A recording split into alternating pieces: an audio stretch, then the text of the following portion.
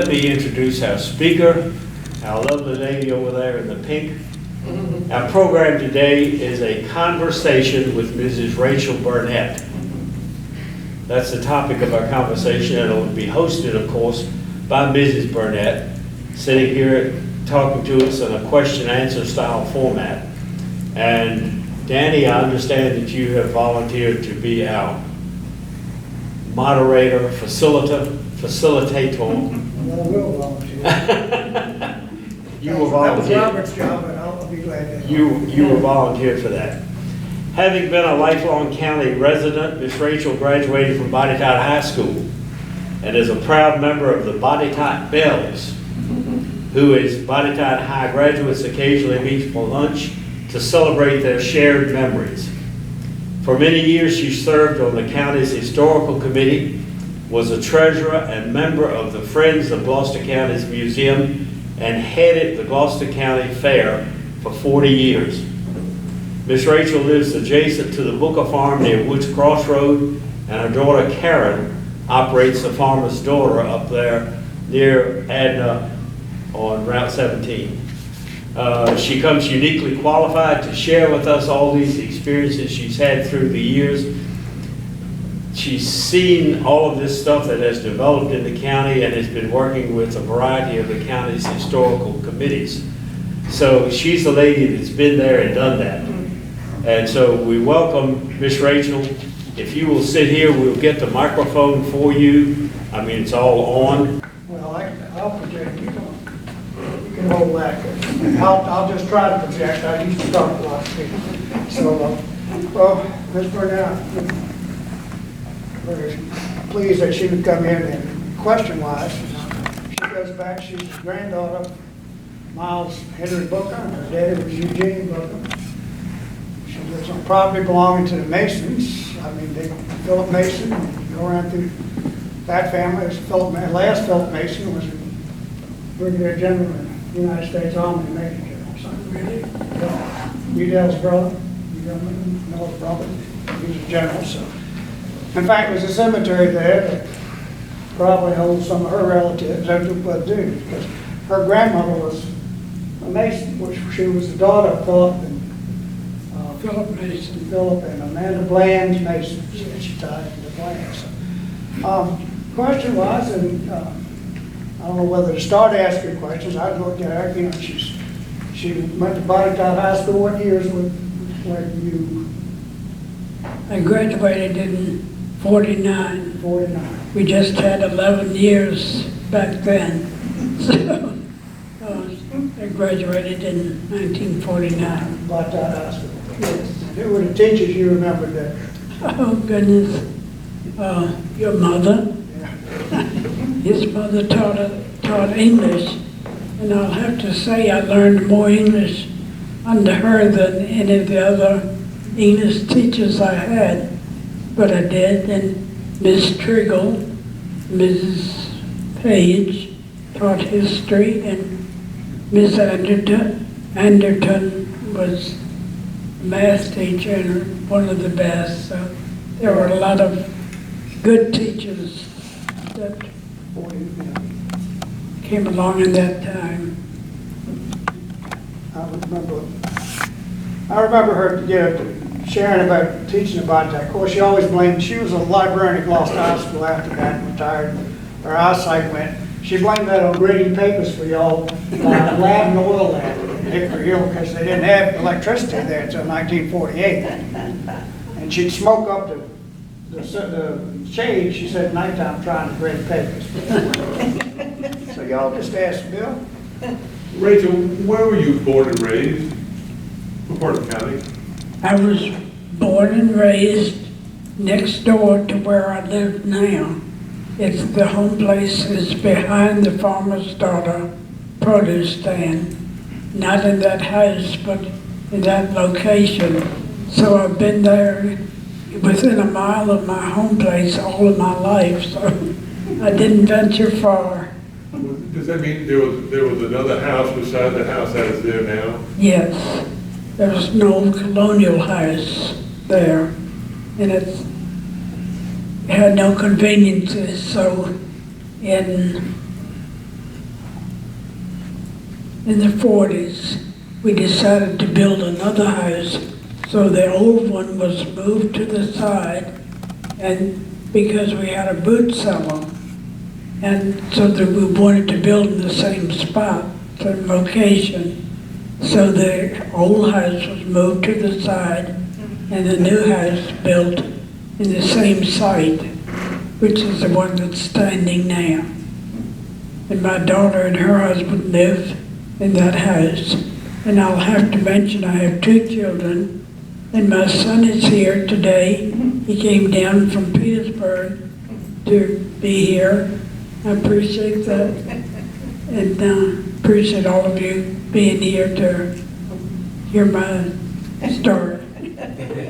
Well, Rachel, what happened to the house that was moved? Did you eventually just tear it down? It burned. My father was using it for storage, and on this particular day, I remember it well, he decided to burn some trash, and it was a dry, windy day, which he shouldn't have been burning. And the roof of the house was an old shingle roof, and a spark blew up to that roof, and it just went up really fast. My daddy was storing bags of soybeans in that house at the time, so he didn't want to lose them, so he was trying to save as many bags of soybeans as he could, and he wouldn't come out, wouldn't give up. And my cousin happened to be driving by, and he decided he was going to get him out, so he went inside and pulled him out through a window. And my father said later that his nephew pulled him out of the hole just like pulling a rabbit out of a hole. So he had quite a good sense of humor. So he didn't get mad about it. He didn't like it that much, but he got over it. So that house, that's what happened to that old house. It burned in a few minutes. So you've been a lifelong member of Salem Methodist Church too, then? That's correct. Yeah. So what do you remember, your first time going there, or before they bricked it? Yes, I do. I started going when I was approximately 8 years old. My parents did not attend regularly, so some church members stopped by one day and offered to take me to church if I would like them to. They were the Lambeth family from White Marsh, and I thought, yes, well, I thought maybe I'd like that. So they started picking me up on Sunday morning, every Sunday, to take me to Salem. And that was the beginning, and I continued on attending Salem until maybe 2 years ago. My health failed, and I no longer drive, so I don't get there every Sunday. But I've been a member for 80-some years. Did they pick you up in an automobile? Yes, it was an automobile. That would have been Mr. George Lambert, wouldn't it? Yeah. George lived in the rectory at Abbey, which is now Episcopal Church in Lambeth, Lumberton. Rachel, didn't one of the Lambert's cousins live in one of those little houses where those historical signs about Nathaniel Bacon? It was on 17 between the Woods Crossroads and Adner. That was Melvin Lambert, Melvin Sr. and his wife, yes. They lived there. It was a large Lambert family. Mostly sons. There were a few daughters in that particular family. George and Melvin was a brother of George that we just spoke of. And so they lived there. And they had a son, Melvin Jr., who was a doctor in Kilmarnock or that area for a number of years. Dr. Clemens had made a comment that they pick you up in a car as opposed to a horse and buggy. Were the roads paved on the back roads going to Salem at that time, or were they? No, the back roads weren't, and we just had one lane of highway paved when I was a child. The road was widened to 2 lanes in the 70s, I believe. So we didn't have the traffic back then that we do now, but it was just 1 lane for many years.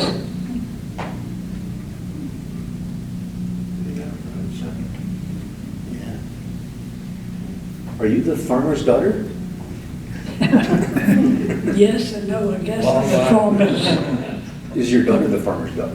My daughter is a farmer's daughter, but I was the first one. So you're a farmer? Yeah. My first husband was a farmer. That's how we got to build on the family farm. My house is on the Bucker farm.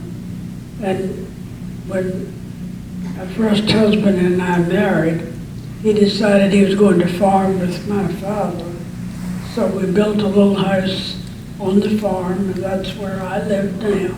I've been there all my married life, so I guess handed down, I was the first farmer's daughter, and my daughter continued on.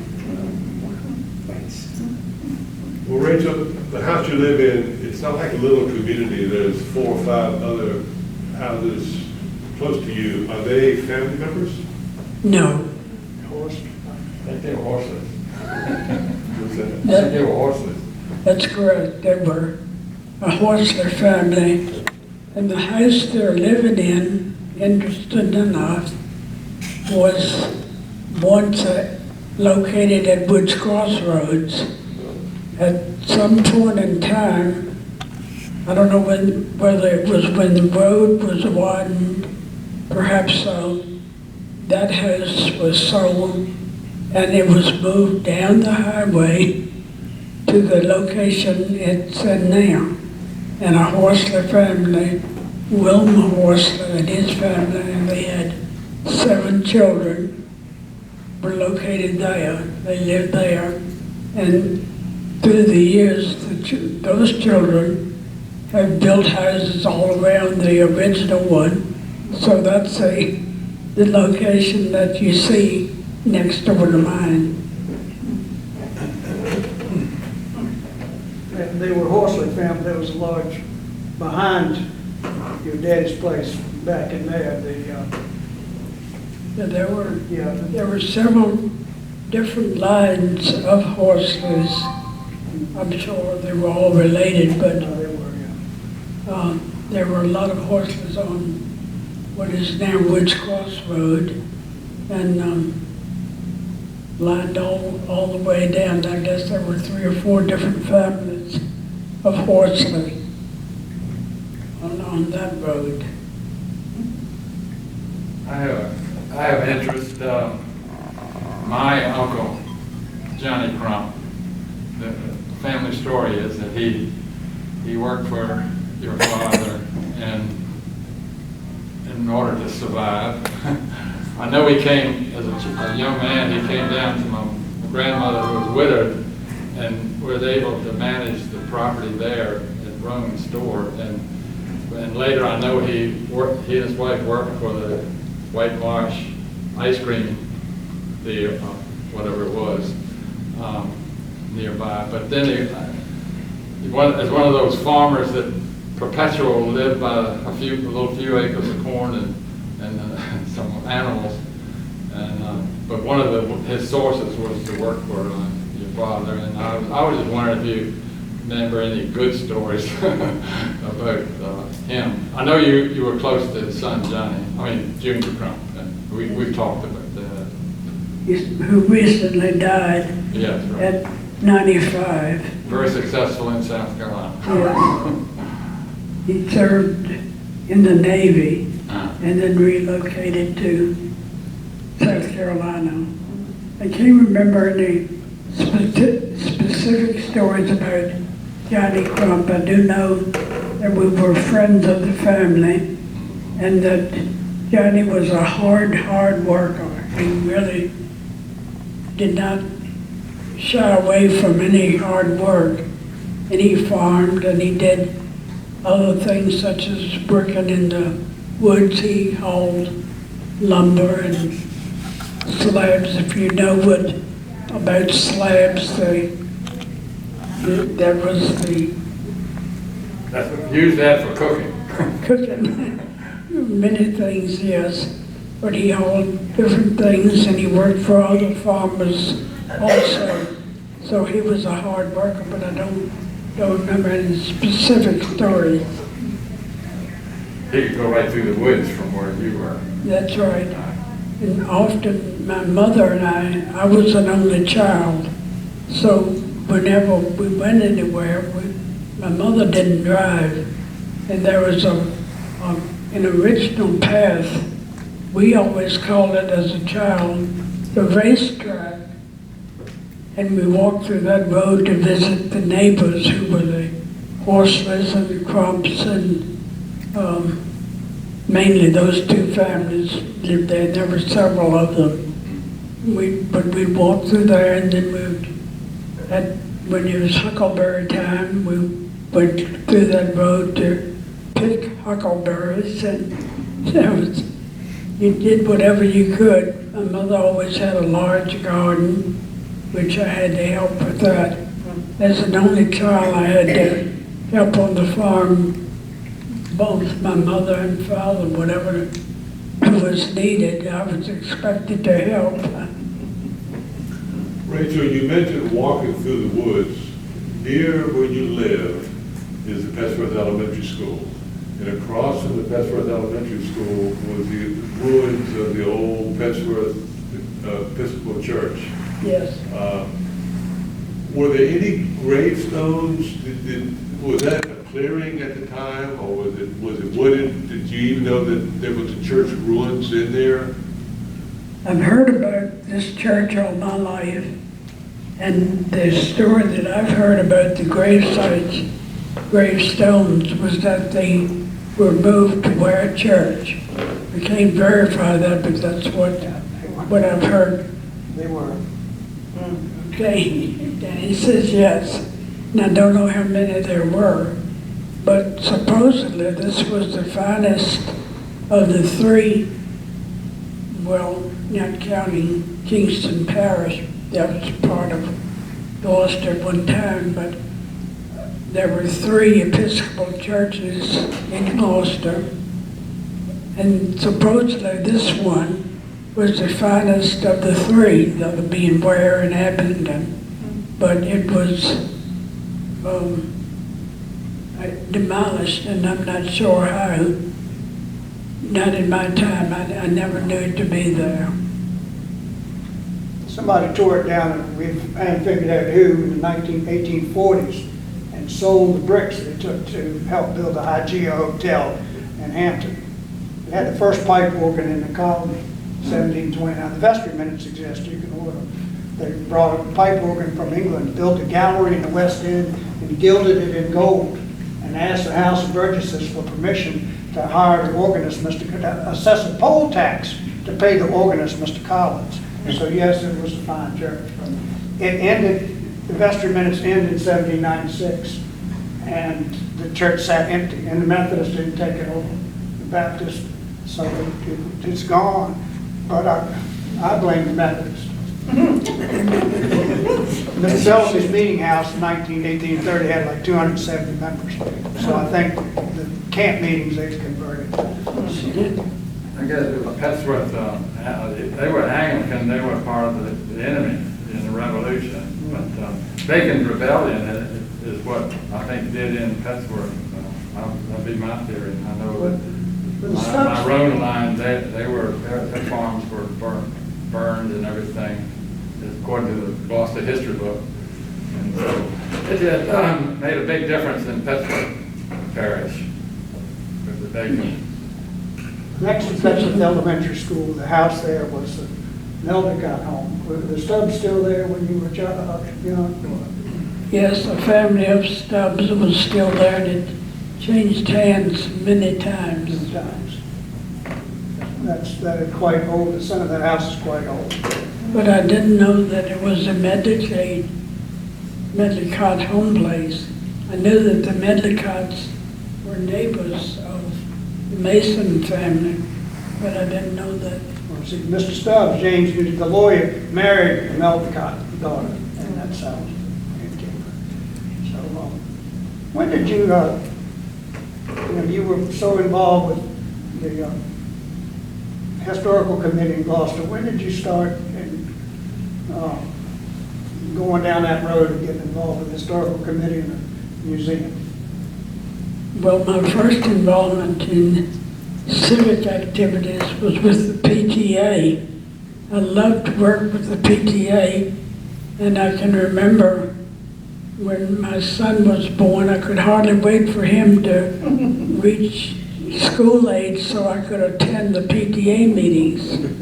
So as we know, if you get involved with one activity, you're expected to follow on with other things. So it was while I was working with the PTA that I was invited to attend a historical committee meeting. And then I was later, the historical committee is a group that's appointed by the Board of Supervisors. So I was appointed shortly after I started working with them, served as secretary of the historical committee, and then that also led to my interest in the Historical Society. They're two completely different organizations, but working toward the same goal, and that's preserving our history. But the Historical Society was open to everyone who was interested, and it still is. And many of their people here today are members of the Historical Society, and I hope it does continue, because it's very important that we continue supporting our history and educating others about our history. You got started with the museum, though. You were one of the initial people that found the museum. Yes. Let me think a minute. I think this is the way that came about.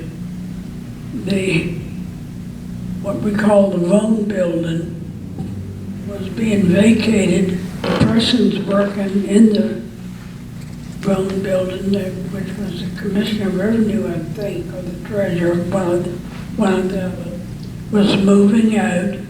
So there was a group of citizens that appealed to the Board of Supervisors for permission to use that building as a museum. So as a result of that appeal, the Board of Supervisors did grant use of the Rome building for a museum, which we held a museum. There was a three small rooms really in that building, but we did, that was the beginning of the museum.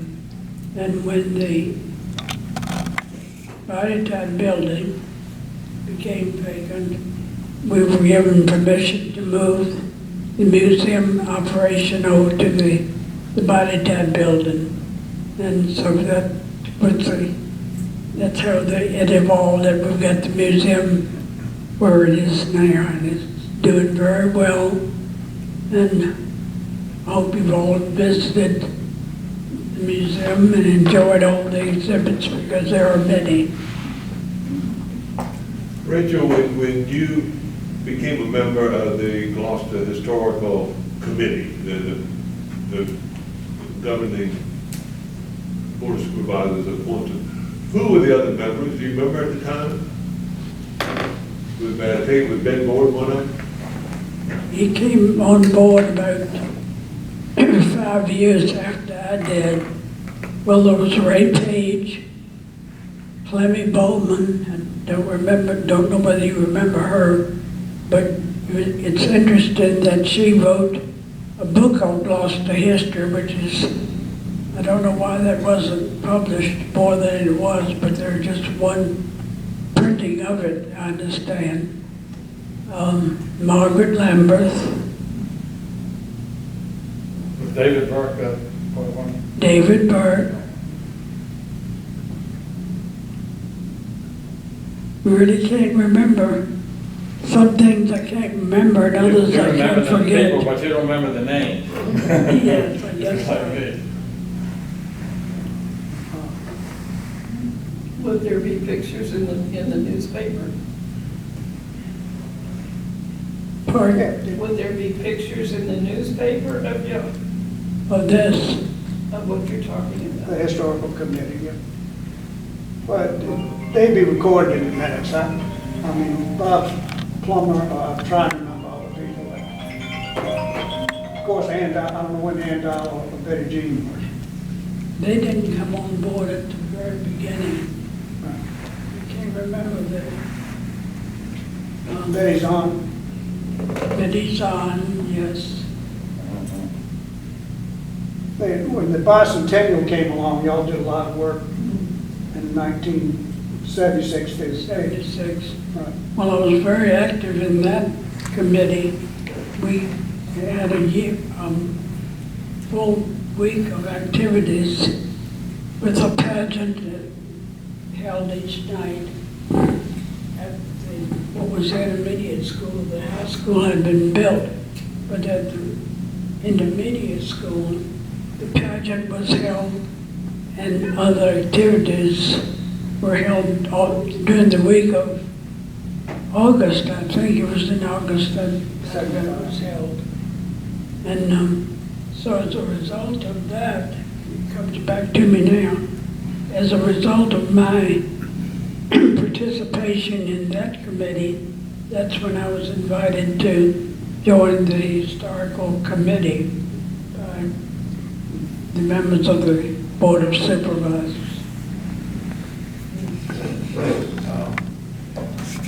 In our journal, we've written about the 1912 area where they had Edge Hills Fair, but we've never written about the more modern fair. And I was just wondering what drove you to stuck with that group for 40 years. What was what made you go to start with, and then how come you stayed so long? I must have loved it. I don't know what else.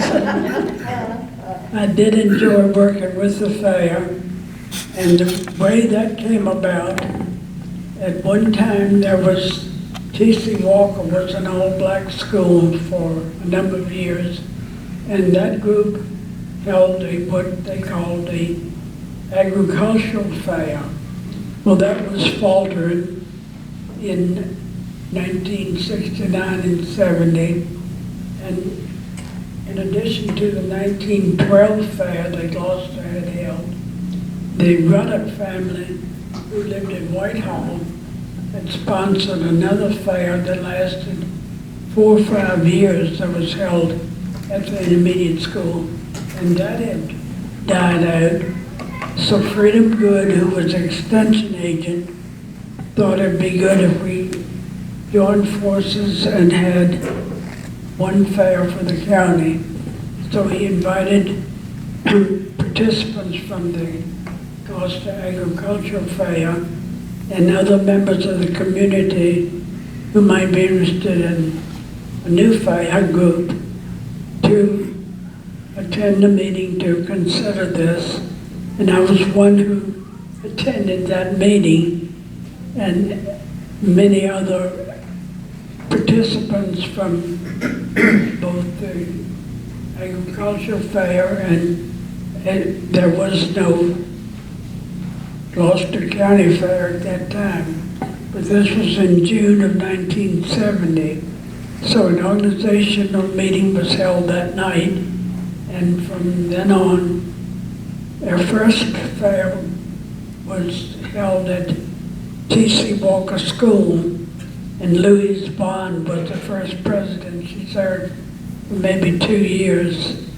And then Bob Theo served for several years, and others, and then finally I became the president. And for some reason I just held on because I enjoyed it so much. Many others worked with me and supported it, but it was very rewarding to me. Well, I remember there was a lot of emphasis on prizes for farm. Well, like my cousin Elizabeth Ray, I know she got awards for her canning and whatever. That's what I remember hearing about. Oh yes, she was a very good participant. She was a hard worker, loved gardening and canning and sewing and many things that she enjoyed. She exhibited in the fair and received many ribbons, blue ribbons at that. Rachel, were you instrumental in starting the Farmer's Daughter, or was that your daughter that? That was my daughter. Yeah. That was her idea. She and her husband, when my second husband retired from the railroad, he decided he was going to grow a big garden, and he grew a lot of everything that he could manage. So we had so many extra vegetables that a little farmstead was started with 2 wagons and 2 umbrellas and the site that it is now. And they sold the vegetables that were raised on the family gardens. And it grew from that. And as time went on, they needed more space. So the stand that is now in place was built, and it just continued on. Well, who does the farming around the Farmer's Daughter? It looks like a big cornfield, back to the house and on either side. Ray Riley and his son are the farmers of farmland. Very good farmers. When you were growing up, Rachel, as far as income, what did y'all see? I always go back to start with chickens and eggs. And so was that your cash money or? When I was a child, Yeah. well, my father believed in not putting all your eggs in one basket. So one of the things that he did was, in addition to the farm in which we always raised corn, soybeans came on a little bit later. There was hay and wheat when I was a small child. But then when the soybean venture came about, we didn't always raise soybeans, but at some point in time they became the thing to do.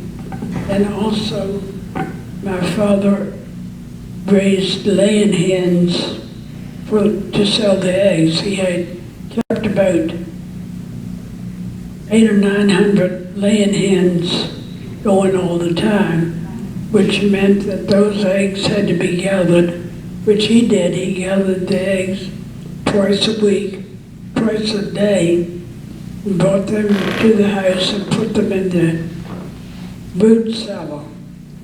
When I got home from school, if I was in school, it was my job to go to this basement and pack these eggs. And I always considered that a very demanding job. When I really didn't enjoy was packing those eggs. There were so many of them, and it was an everyday job.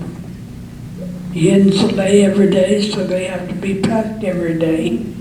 And so that was a source of income. When the Daffodil Festival, Daffodil industry started, my father devoted about 15 acres of the farmland to daffodils. And we had those planted in the back of the farmhouse. There were 3 varieties, which meant that you were we were picking daffodils for at least a month every day because it'd come in one variety after the other.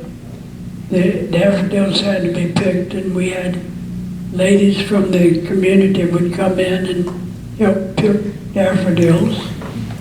And then they were picked up as they were picked and wrapped.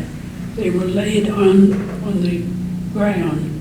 Then someone would come by and pick them up, bring them to the house, put them in water. They had to have a drink before they were packed to go to market. So there was a bit of a process too for picking those flowers, which occurred in March and April as they do now. So, but we picked those flowers, then they had to be packed in the afternoon in time for the trucks. There were 2 or 3 trucking companies that hauled daffodils to the northern markets. Some went to Baltimore, some Philadelphia, some New York, and some even went to Boston. They had to be packed to be shipped. So that was another source of income. I just want to interject one thing about picking the daffodils. One day working with Mom, that's the day I learned about Santa Claus and the Easter Bunny and how babies are made all the same day. So that was an enlightening day. I answered your question, didn't I?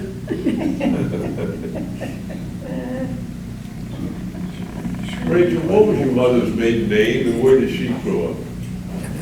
Her name was Georgia Plummer, and that family lived at Turk's Ferry over on So you were kin to Bob Plummer? Pardon? Yes. So you were kin to Bob Plummer? He was my first cousin. Yes, one of my first cousins. And he has a brother still living in Pennsylvania.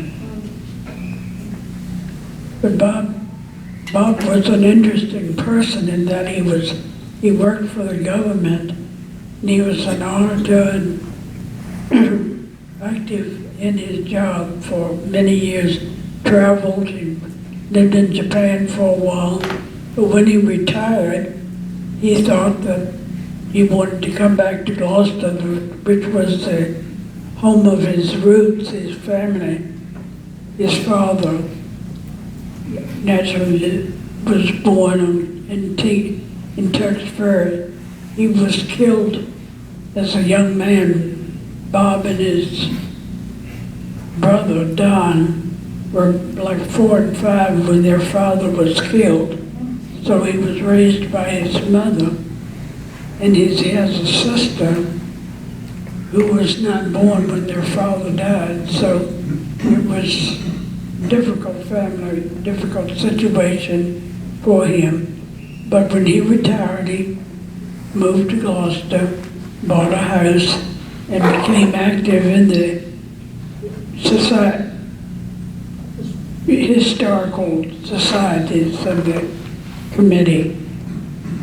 But he was killed accidentally in an automobile accident in 22, I believe, of the century. I didn't know that. So, Talking about Bob Plummer, he was an important part of our society for a number of years. We needed those people to keep things going. so when we talk about somebody that keeps it going, he was very instrumental in our society as well. very interested in history. Yes. How did World War II affect your life and lifestyle? In thinking about it, I can't remember that we were involved. The only thing I can remember that it impacted us at all would be that tramps would come by. We lived right on 17, so we called them tramps, these people without a job or a home. were going from, I don't know where, but they would stop in and ask for a job for something to eat. And my mother would always have some food available for them. But as far as our work and how it affected us, I can't believe that it did, because we always raised, my mother had her own hen house, which she raised the larger breed of hens, which when they stopped laying, they were turned into roasted hens, and we ate them for Sunday dinner. So we had those hens. She always raised a lot of chickens to use as frying chickens, and we raised hogs for pork. So we had that large garden which she canned, and didn't have a freezer for many years, but she did a lot of canning of tomatoes and string beans and so forth. So we always had plenty to eat, and the farming went on, so I can't recall that we were affected by the war. Rachel, I was thinking something else too. When we were expanding as a genealogical society, I kept running into all these Gloucester bells, one after another. It would seem like they would come in from different places to meet together, and I'd be contacting them, and they said, "Oh, well, we're Gloucester bells." Do you remember any particular ones that were instigators and all that? Well, Roberta Wyatt was one of the instigators, or she was one of the first organizers.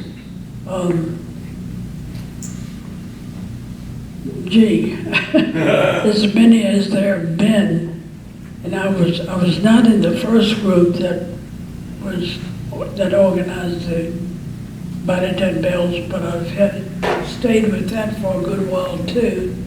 And as things go, we've lost a lot of members. Oh, yeah. But the interesting thing is that now the daughters of the original members have started coming in.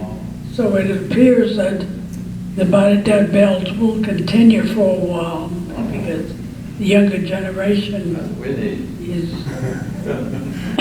taking place.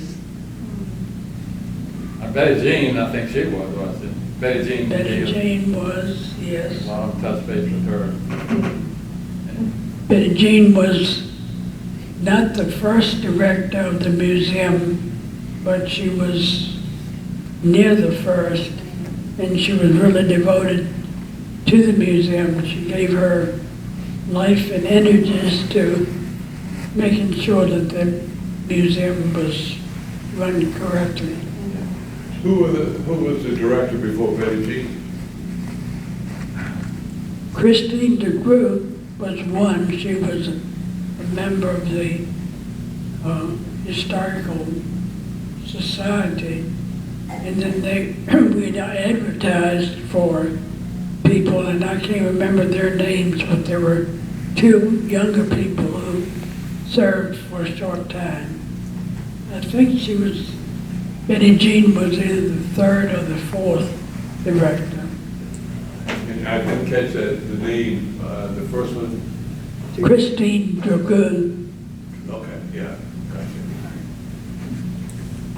Did you go to elementary school in Bodytown too, or was it All my school years were spent at Bodytown. Bodytown? As you know, there were two schools at Bodytown, two buildings at Bodytown.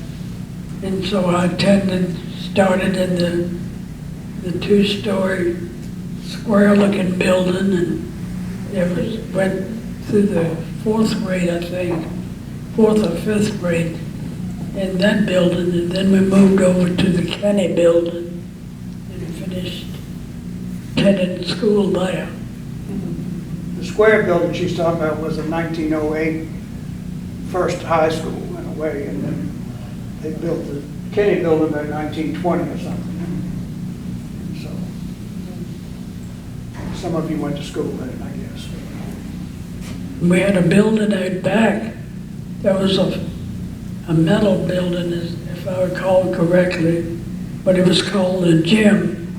And all of our activities, fun activities, plays and concerts and basketball, and everybody was taught basketball, played basketball in the gym. So that was a separate building on the property.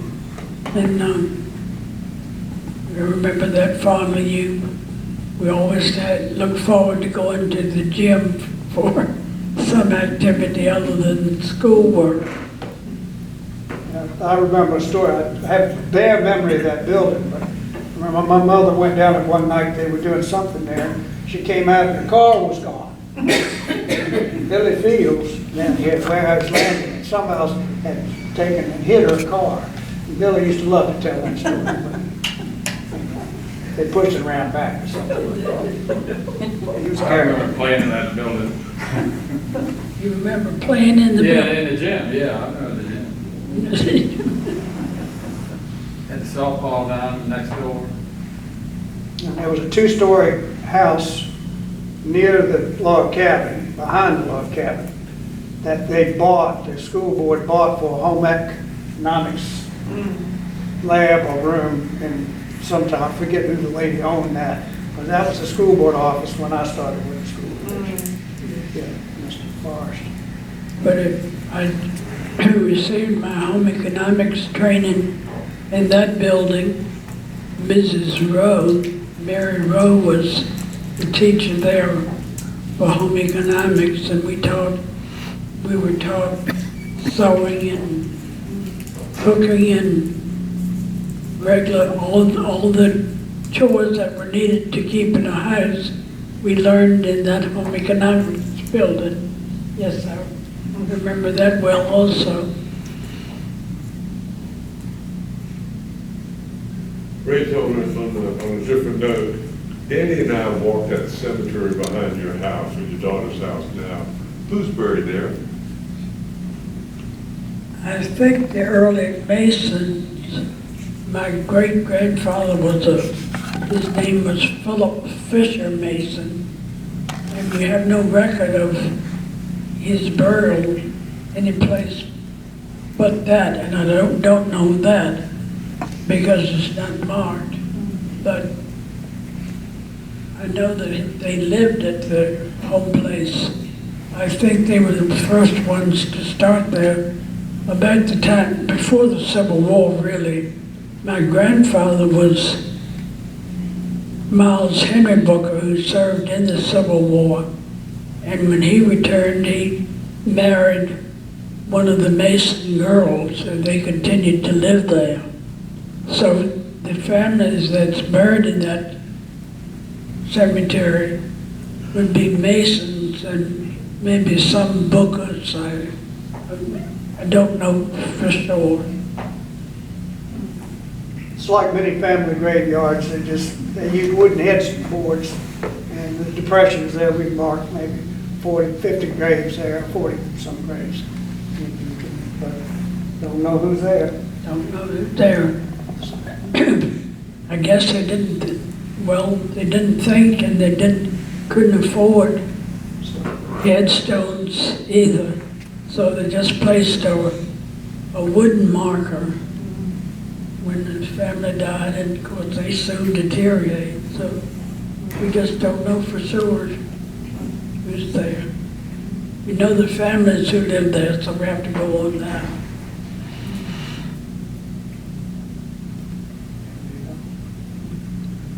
Mr. Philip Mason wrote a letter, your second great grandfather, to William E. Wyatt in Camp Petersburg, inquiring about the death of his son, Wilbur, which had been your great-grandmother's brother. He was killed in Petersburg. So Perhaps he's buried there. he's probably, I doubt they brought him home.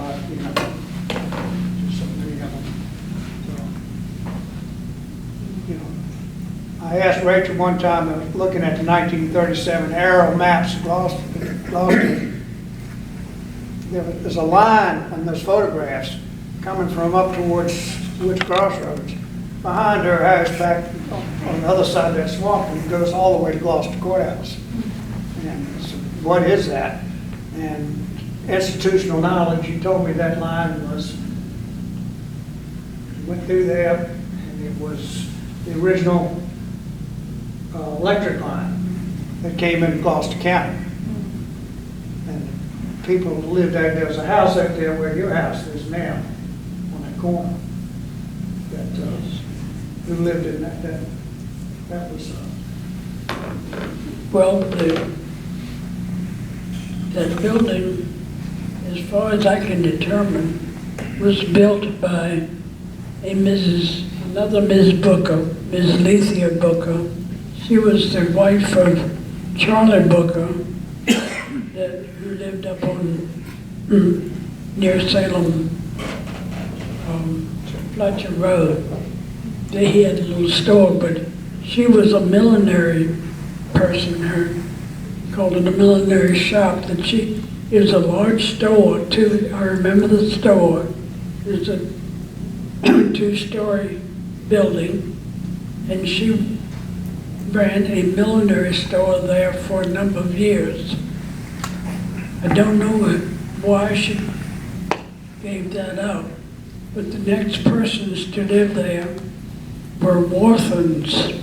Charles Warthen came to Gloucester when the power lines were being put through Gloucester, and he and his family lived in that building for a good while.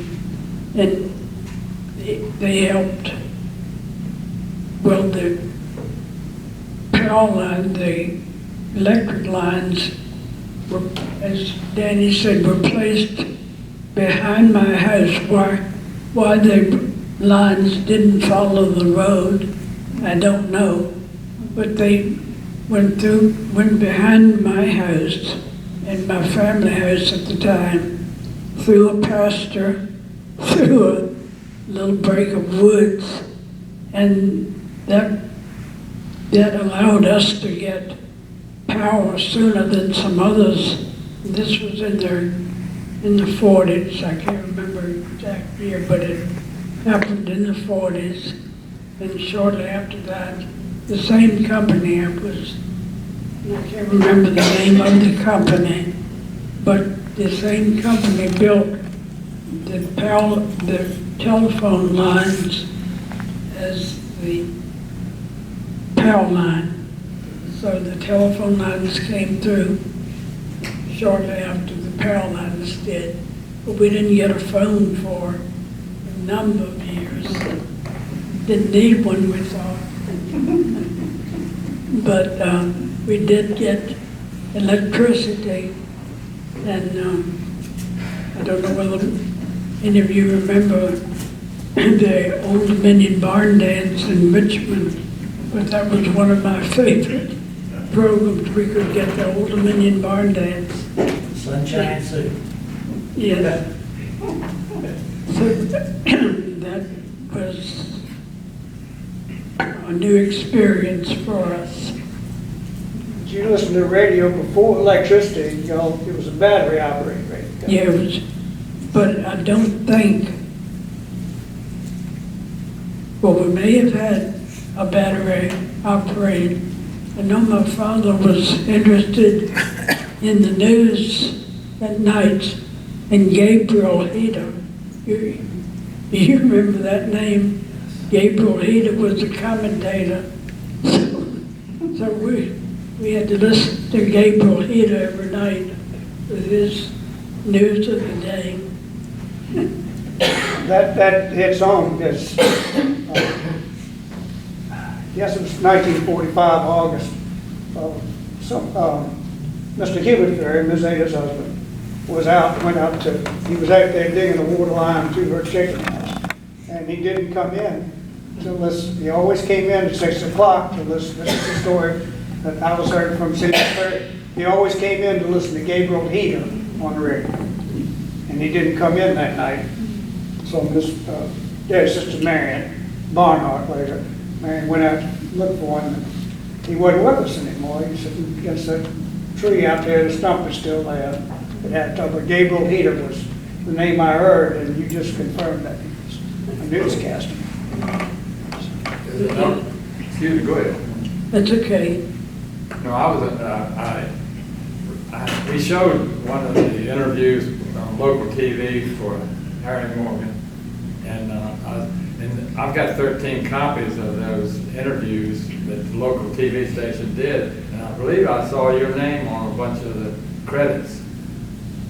You were, Local TV. yeah, they did, like, we did the Harry Morgan's interview with his mother. And then we have a lot of other interviews that were shown locally, and I have copies of Back in the early 13 '90s, of them. they did interviews with people. Francis Ferry did one, and they were broadcast on local television. That was. Cable or whatever.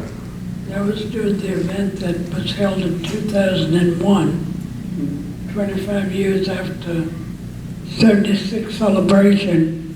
We had the next celebration, and I was chairman of the historical committee at that time, and one of the things I ventured on was doing interviews of senior citizens and notable residents. So that's what you're speaking of. Yeah, I think so, that's it. Yeah. And somehow those interviews have gotten misplaced. I have 13 of them, Oh, well, I'm glad to hear that. so we could have other programs showing You know, voices from the past. well, that would be great, because we did some wonderful interviews of notable people in Gloucester. A wide variety. It was. They may exist at the museum. I'm saying they may exist in the museum archive. I'd have to ask Robert, but for some reason I think they're there. I don't know. And they may be worth They reproducing. came, Bill, are they at the museum? You think they're still at the museum? Danny, I don't know. I Which also camera? don't know whether the library has a copy of it. I know Rome, when he got a copy, he gave me a copy, so there's several floating around, but the library ought to have a copy, for sure. Well, I'm not sure, but I can't remember how many, but there were a lot of interviews made.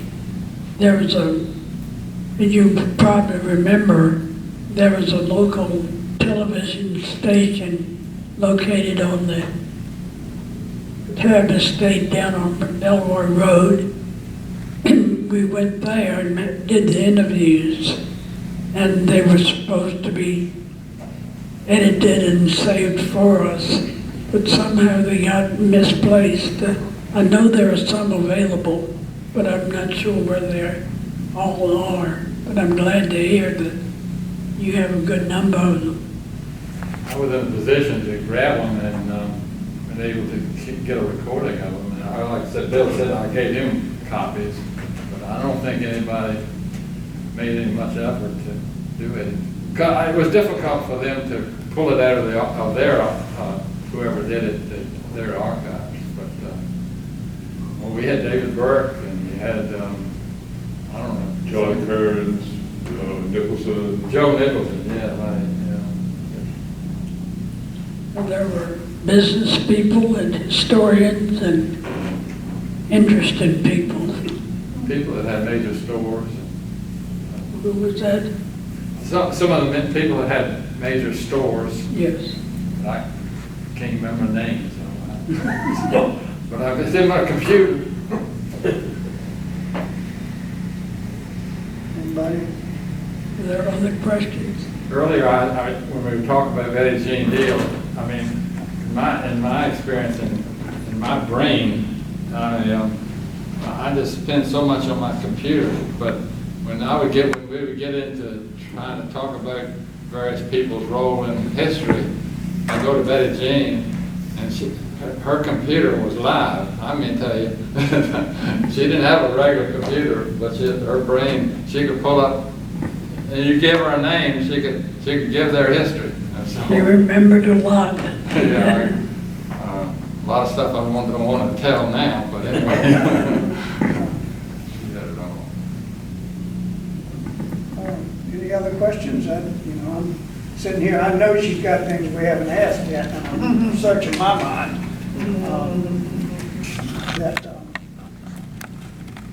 Kenny, you can come up with, she raised you, so.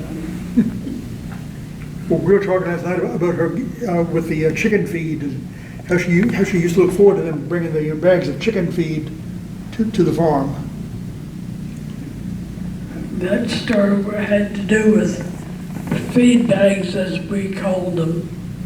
During the war, for some reason, printed material was not available. So the chicken feed producers packed all their chicken feed in printed feed bags, which were delivered to the farm.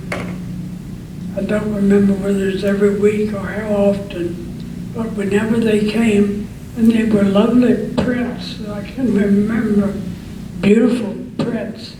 But when the truck came, we went out to choose our feed bag because that would be my next dress. Or something that would be made of those printed feed bags. So I can remember that very well. And it was just one of our stories about the hens and all those laying eggs. I just will never forget having to pack. And I can't remember how many eggs were in a crate, but they were packed in a crate. As long as this table, I believe. And the crate was divided in half, and then it was stacked with 4 or 5 different levels of eggs. So it seems to me it must have been about 20 dozen eggs in a crate. So those were packed every day and put aside until a person called a huckster came by every week and picked up those eggs and took them to Newfoundland to sell them. So that was a big part of my life at the time. John Norstein told me his mother used to go around and buy eggs. Did she? Yeah, like that. He remembered coming to Hickory Hill and seeing Mr. Peter Ferry. Thought he was Uncle St. Peter or something, had that beard, so. But yeah, they would come. And but you didn't ship them, they went by steamboat early to Baltimore. And they get the receipts back so much off of bad eggs. Oh, really? Because you didn't refrigerate them, they'd float them, but it was all went to Baltimore. Did you have to wash them? Or they go out with feathers stuck to them? Yeah, when we packed them, my father brought them in wire baskets. So when you got ready to pack, you had all these eggs in front of you, and we had a separate tub to the side, and the soiled eggs had to go in that tub to be washed to pack. So we always had a good number of soiled eggs to be washed. That's nice of you. So we had to make sure that they were all clean, and but we had a good comfortable place. As I said, they were put in the cellar. It wasn't a basement, it was a root cellar. And also, when my grandfather, so it was told, raised a lot of potatoes that he kept over the winter in that root cellar. And he was at one time called Potato Booker because you could go there anytime during the winter and he would have potatoes available that he had saved in the root cellar, which stayed about the same temperature year round. It was always a comfortable place to work or to go. The canned goods were stored in the cellar. A lot of activities in the cellar.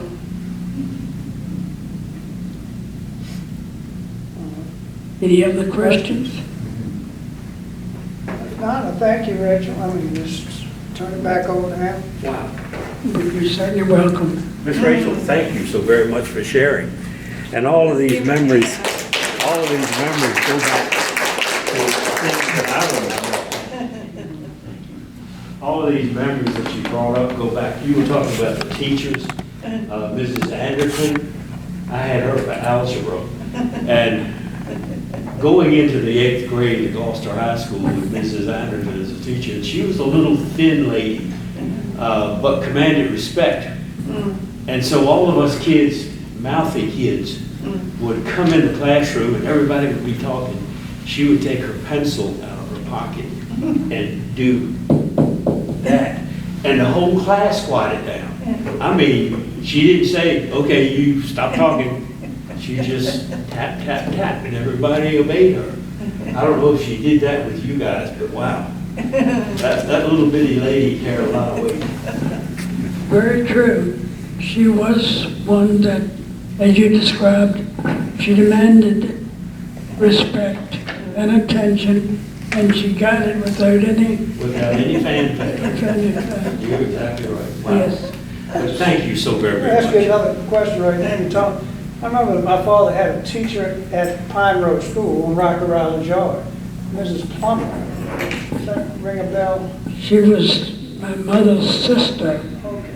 Her name was Mary Plummer. She taught for a long time. She taught for a number of years and died as a young lady. She had a rare disease that at the time they couldn't identify. I understand she was even taken to Johns Hopkins for identification. But in later years, they decided that she'd had muscular dystrophy, but that then was a new disease that they didn't identify at that time. All right, well, Thank you. You know, I'm so glad to meet all these body type people because Guinea and the courthouse group were not really good friends in the 30s and 50s. And I don't know how you felt about it, Miss Rachel, but Dad told me, like for football games between Achilles and body type, he would say, a fight was scheduled and a football game broke out when they had the football games. But thank you so very, very much. Wow. And I'm so glad to be friends with all these body type people now. Think of what we've missed. Goodness. Thank you, thank you. Mr. Jerry Varner has been videotaping this. He will have DVDs available. He has videoed just about all of our programs. So if you want copies of the old programs, see Jerry. He's got them. He's done some of our interesting speakers that we've had down at Buck's store. We had a real good program a couple months ago about the sunken ships at Yorktown. It was really, really good. And I have several of the books over there that I brought that are for sale. One of them about the Gloucester Yorktown ferry that was written by one of the guys who actually worked on the ferry. I wasn't able to get the original, but the Gazette-Journal did a real good job of copying my copy.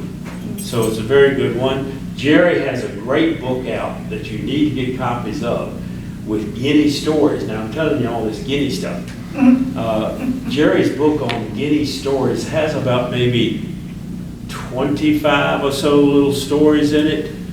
And interestingly, he says he wrote it sort of like a Reader's Digest, so you don't have to read chapter 1, chapter 2, chapter 3. You read this story, and then there are some little jokes, some little funny Guinea sayings at the bottom, and you put it down and go back 2 or 3 days later and pick up the second story or the third story and skip around. That's a super book. I've also got Billy West's latest book out there. We have a book on cemeteries by Paul Brown. We have a book on theaters done by Bill Sasser back about 2007 when he was doing that. So if you're interested in those, take a look. They're all for sale.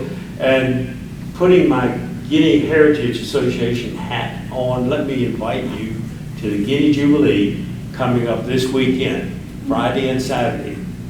We've got about 60 food and craft vendors there. We're having all of the old heritage contests, from oyster shucking to anchor throwing to crab pot pulling. So all of that will be going on in addition to all the music and exhibits that we'll have. But I'll thank you guys so much. Our next program is scheduled for, did I put the date down? November, I think it's November 22nd. Is that right? Check to see if that's a Monday, right before Thanksgiving. So we'll have our meeting, our next meeting, and it'll be here on the 22nd. Well, you gotta know it's before Thanksgiving. Yes, it's before Thanksgiving. But thank you all so much. I'll let Miss Rachel stay here, and you can come up and stay seated. Don't bother to get up, and let everybody come up and see. Thank you so very much. We stand adjourned. Thank you.